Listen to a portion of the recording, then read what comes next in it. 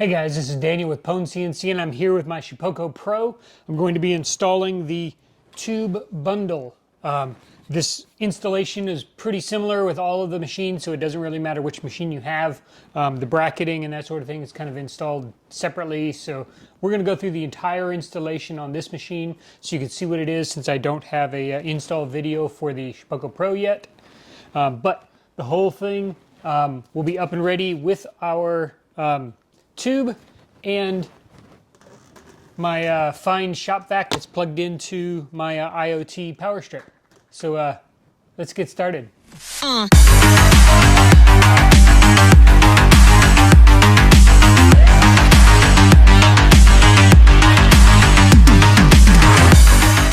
right, here we are with the bracketing. What we've got is our weird little left and right shaped plastic parts over here. We've got our track brackets. We have our support arms, and you'll notice that the leg or the feet of it are kind of backwards instead of the normal forwards. So the track bracket sits over here, and the leg goes, or the foot piece here goes underneath. I've already assembled that together into using the the included hardware. I've also got a couple of really long, or not really long, but really thick left and right ear pieces. This is what holds onto the track bracket and allows us to mount our support arms. We'll get into that in a second. Over here on the left side, we have a drop arm. This allows us to, because this is the HDZ on my Pro, the HDZ sits a little higher. So we're going to need to drop from the stepper motor, we need to drop down a little bit in order to properly grab onto the tube, because the tube only comes in one size. So we need to drop down and grab it a little lower so that it's usable. So that we've got the included drop arm. If you don't have that, please reach out. We'll correct that immediately. Over here on the left, we've also got our bracket here. This is our stepper motor bracket. This is what perfectly lines up with those NEMA 23 motors, as well as our base piece, and those things kind of fit together, and then we mount right onto the stepper motor. We'll show you that in a minute. We've also got the little arm. This comes in various sizes depending on the machine and the configuration and that sort of thing. And then we've got our tube attachment. This is the part that actually wraps around the tube and holds onto it, keeps it vertical as your machine is in operation. So let's dig into the very first thing, which is mounting our bracket. I'm going to clear all this out and get a better view of the machine, probably from the rear, because that's a little easier to see, especially for mounting these pieces. But let's flip around. Okay, so what I've got here first is the the right bracket. This is the one with the R on it. It sits basically this way as it comes into the machine. And you can actually it sits right on there, right? There is a hole on the other side, which perfectly aligns with this upper section. So right here, you'll see there's a little hexagon shaped piece there. That's where one of our M5 locking nuts drops into. Kind of hold that in place as you slide that right onto the machine. Oop, there we go. That's a little better view. So there's that hole I was talking about, and we slide this right in here like this and just hold it in place. We're going to tape one of the M5 by 14 millimeter screws. We're going to drop that right through that hole from the front, which means you do need to lower your carriage down so you have access to those holes. So I've still got hold of that locking nut. I've got the M5 in the front, and I'm just going to tighten that on so that that bracket stays in place. All right, it only takes a couple of turns and we're good, and that locks that plate right into place. There is a second place that we need to mount, and that is, here it is. We're going to use these little baby tiny pieces. I think these are M4s, and I believe they're 6 millimeters long. And they're going to drop right into a hole. I wonder if you can see from the video here. Right into a hole right here. So that exposes a hole on the actual plate Hopefully yours still has it. If Carbide hasn't changed the plans, that's where you'll screw right into, and that will help. That'll provide a second securing position for these plates. Okay, so that's going to stay there. Now I'm going to do the other side real quick. Let me see if I can get you a slightly different angle. There we go. That's a little better view. So I've got my odd-shaped plate here. I've got my M5 locking nut. Dropping that down in there, sliding that right into position. So there's that hole. And down here, it's hard to see, but there's a hole right there, which is also for that other piece. So hold that in there, put in my M5 by 14. Get that tightened into place.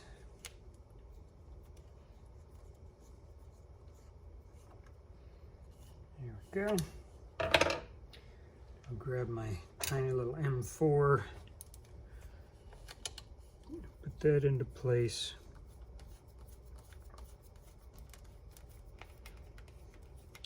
There. Basically what this provides me is a couple of several screws right along the side for mounting our next part. Since we're on our left side, we're going to take our left piece. This is the weird shaped piece that sticks up and holds onto the track bracket here. We're going to take that, we're going to slide it right into the side, in between the base X plate and the Z plate that slides up and down. It's going to sit right in between, and it's going to line right up with our front plate. We're going to take one of our longer, I believe these are M5 by, I want to say 35 millimeters. It's basically the long screws. Yours may be silver. I think I've got a prototype version here. And we're going to screw those in, and there will be a couple of them. There'll be one up high and one down low. If you've stripped your side plate there, this is screwing into plastic, so go gently and slowly. If you use a drill, use a low torque setting. In fact, let me grab mine. There we go. Grab mine. I've got mine on torque 1 just to be safe, and this will help screw it in and keep it in position. Since these are long screws on purpose to provide us some really long strength there, yeah, it takes a while to drill them in. All right, one in. I need a little extension, and the other one will go in.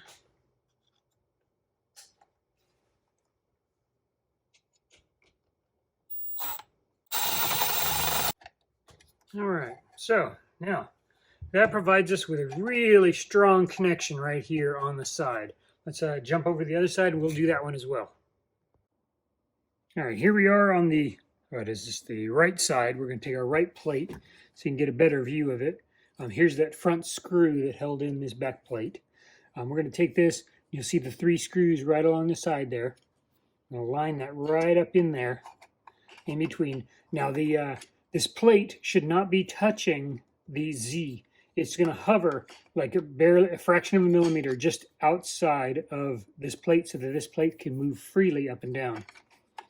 But that's going to go in there. We're going to take a couple of those long M5 screws. I'm going to get it started by hand, and then I'll come back with a drill and get that plugged in.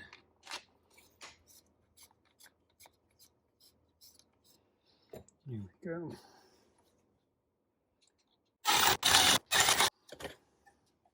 There we go. So now we got a really nice and strong connection right there for our side plates, and this is basically where our mounting screws will go right onto these plates.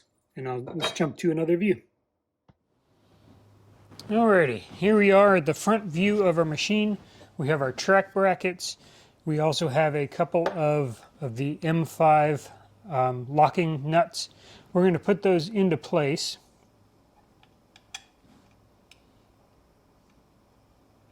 Where the plastic from the locking is on the inside, because we won't be using those, but those will be for future accessories or something like that. I've got a couple of things like my mounting cameras and such, which utilize those. So in this case, in this mounting system, we're actually going to be using either one of 3 screws, and I like to use the top and the bottom one. These side screws, they're very similar to the side screws that we use to drill in the back, but in this case, it's going to go just like that, which means the screws on our tracks, the holes, are on the outside, away from the carriage, or from the router. So I'm going to hold that in place and just drill that in. Again, we're going into plastic, so I wanted to have some really long screws just to make sure, just to provide that little extra strength that is needed, especially since we're reaching out from behind the carriage to hold the boot. We really need this to be a super strong, solid platform to move our support arms up and down. So we needed something really strong, so I added some long screws here.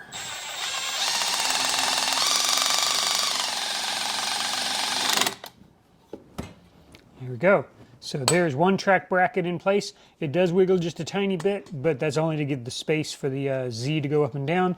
But otherwise, that is a nice solid platform. We can jump over and do the other 2. All right, so I have my thumb screw and my support arm. The support arm goes down and that towards the rear. So we're going to take our thumb screw, drop that right through the support arm into the top. We're going to slide the thumb screw right into the back and hold it in place with our finger. Drop the thumb screw through. And real quick, before I finish that up, this section here, this inner section, which slides inside of the track, it will be stiff at first. You can take a file or something like that and kind of file that down just gently. It will smooth out as you use it, but if at first you find it's really stiff, go ahead and pull that off and give it a light filing, and that'll help smooth it out so that it works a little better. But twist the thumb screw on, you're in place and you're ready to go. All right, next you can come back is once you've got both of your support arms on, you can come back with your V2 or V3. The first thing you're going to want to do is you want to slide that on into position and line it up. You want the center of the boot to be the center of your router or bit or your spindle. So what you want to do is probably put a bit in there or something like that, just so you can get an idea of where it is. And you may need to adjust these side wings forward or backwards so that it positions correctly, so that it centers the boot on your bit. These wings can slide up to 42 millimeters forward or backwards, so that should be plenty for your machine to determine where exactly bit center is on there. So once you've got that, then you can take your extension adapter and you can use whichever extensions you need for your particular machine. And you can find that out by just simply putting it on, sliding it back on the machine and seeing to confirm that there is nothing in the way of the extension adapter as it slides up and goes vertical. So let's jump over to the table. All right, so what I have here is we've got the tube. You're going to have the acrylic. You're going to have a piece that fits right onto the bottom. Well, I guess it doesn't matter top or bottom, but on one side, and the one of the clamps or the maglock rings glue onto the other side. So you're going to be using that glue on the inside of these plastic parts and then sliding them on, setting this tube aside and allowing it to dry. The first thing we're going to be working on is the drop arm. Now the drop arm is this little guy here. It has it basically takes, it drops it, and you'll see where it goes in just a minute. It's really easy to assemble. There's a square nut that slides into the bottom here. I've been known to just hot glue those in just so they stay in place. We're going to utilize that in a minute. Then we're going to take the longer, I believe these are M5 by 35 screws, socket head screws. We're going to take this piece, and there's a flat part here, and then there's a pointy part here. The pointy part goes up, the flat part goes down, and as you can see, it slides in there. And if you hold it in position, it kind of lines up right here in this indentation, and it provides us a couple of holes that we can drop these M5 by 35 screws into. There we go. Through the magic of editing, we've got our screws already plugged in, and we've got a couple of holes, mounting holes for, I'll show you that in a minute. Next, we're going to take our base, this is our 90-degree base, which pulls it straight out, our perpendicular base, or whatever you want to call it. But this is our flat base. We've got our coupler here. This is a custom designed coupler that we've had made. That slides right into position, sticks out the back with the 4 pins sticking out the front. Those pins align with the arm. So if you slide that over, we'll have a couple of compartments that we can drop the square nuts into, and then we can take, I believe it's the M5 by 20 millimeter, slides right into these holes there in the back, and allows you to basically permanently join, or semi-permanently join, the base and the coupler with the arm. We did it this way so that we can have various sized arms that are really easy to just swap out if you need to. It's something you're not going to do very often, but once you've got it ready, it's ready to go, it's ready to mount. Then you can take, in our case on the Shapeoko Pro, we're going to put the drop arm in, but for most other machines, you only need to put that on there, put a couple of screws in here to hold it in place, and you're good to go. You'll notice I do have a square nut in there. It has been hot glued in there so that it can, when you put that on, there are 2 side screws and a center screw, just in case you want that extra security. It's not necessary, but I like to overkill things. So the same thing happens here. We've got 3 screw positions, holes to put it in there. Got that square nut in there. Put the drop arm in place, which basically lowers this mounting, this custom mounting design here. It drops it down a couple of inches so that it would grab onto the hose clamp. So we're going to take that, we're going to take a couple of these M5 by 14 millimeter screws, just screw those into either side. It does not need to be tight. The fact that they are there is the key thing, and it holds it in place. You can, if you want, you can use some Loctite or something like that if you wish on basically any of the screws. You can add Loctite and it will help prevent any of them from backing out. I know the machine vibrates a lot, so it shouldn't be vibrating too terribly, but if it does, you can use that Loctite to hold that in place. So now we've got our position for holding our tube. Put that in there, and I'm just going to use a couple of screws on either side. I'm not going to use that center screw, but if you wanted to, again, there's a square nut that you can stick right in there, hot glue or something like that, and swap that in there. Go. There. Now we're ready to go mount this on the machine with our tube. All right, we've come to the easy portion of our install. I have already removed the 2 screws that were included here. These, I believe, were like M5 by 10s, but we're going to use our included M5 by 14s, which gives us a tiny bit more space. Take our support arm, pre-assembled support arm, we're going to drop that right into position just above the nuts there, or I'm sorry, the NEMA 23. It should basically, this forms a joint right around that NEMA. We're going to drop that in. The holes should align perfectly. Drop these 2 screws into place and tighten them down. That will provide us a nice steady platform for mounting our tube or our hose if you happen to just get the hose version of it. The tube bracket holds it there. And let me reposition you here so you can see the whole assembly. Here we go. So we've already got the extension adapter coming out of the back of the boot, which brings the tube up, rotates at 90 degrees, and the 2 should basically be very close to aligning.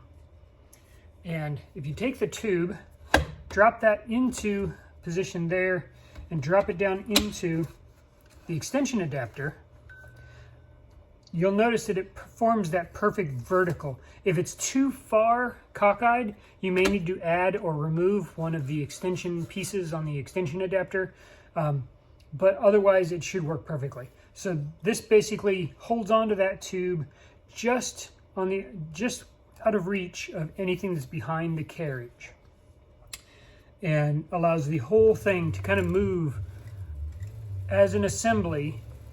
And even whenever you rotate it and pull the arms up, you'll notice that the tube goes up with it, because this attachment here is just gently holding onto the tube, preventing it from falling out. So it does wiggle. It's not a secure hold or anything like that. It's meant to slide up and down as you adjust the Z here. Now, of course, if you've got a hose in there, if you've got your attachment in there and all that, that may put some weight on it. You may need to pop that off just for a second while you're adjusting and then put that back on. I'll get another view and we'll actually look at... All right, here we are wrapping up our little adventure for the tube bundle that you can purchase for the Shapeoko Pro. I wanted to go over a couple of other things. The system, the whole solution, the bundle, comes with a standard 2.5-inch Maglock round adapter that comes with little magnets on the back, so that you can just drop it right into place in the back, or right on the top of the tube here. 6 magnets kind of hold it into position. I also have a couple of extra features. So the solution, the dust collection solution I've come up with basically is a series of various adapters. They've got this square input which perfectly fits into the back of the V2s and the V3s and such.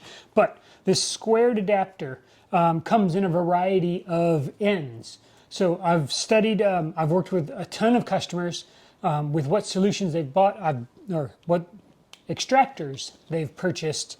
I've purchased many of them, including the hoses and that sort of thing. I've got a fine adapter here and the fine hose. This is the stock hose from the fine Turbo 1, I believe it is. But it's got these little 2 prongs here, and I've actually molded that into my parts. So I could just snap that right into place, and it's got a natural connection right into my squared circle, which fits into the adapter. But in order to make it fit onto my hose, my tube here, I've also come up with what's called a Maglock converter. Buy the special adapter for your hose, buy one of these, and it turns it into a Maglock adapter, which fits perfectly. It's dimensionally proportioned, just like the default 2.5-inch Maglock round adapter. So this provides that nice little connection, which between the hose of whatever type of hose extractor you've got, and the this is all sold separately, of course, but I've got it connected there, and now I can just plug it right into the top of my hose, and I'm ready to start cutting. Now, one of the advanced features of putting the hose connection up here at the top, and the reason for doing it, is because you could just pop it off right here in the front of the machine. You could just pop that off, slap on something like my or our Maglock brush adapter piece here, right? Pop that on there, do some local cleanup, because obviously the boot does not catch everything. Oops, my ring is still gluing. My ring is still drying. I shouldn't have been picking it up like that. But the brush goes right on there. The brush provides a nice little surface where you can angle it and that sort of thing and pull that off.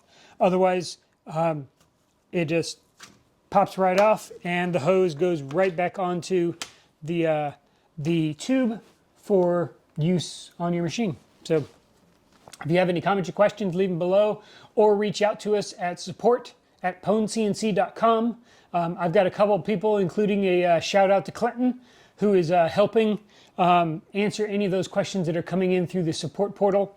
Happy making, and yeah, don't just own your CNC, dominate it!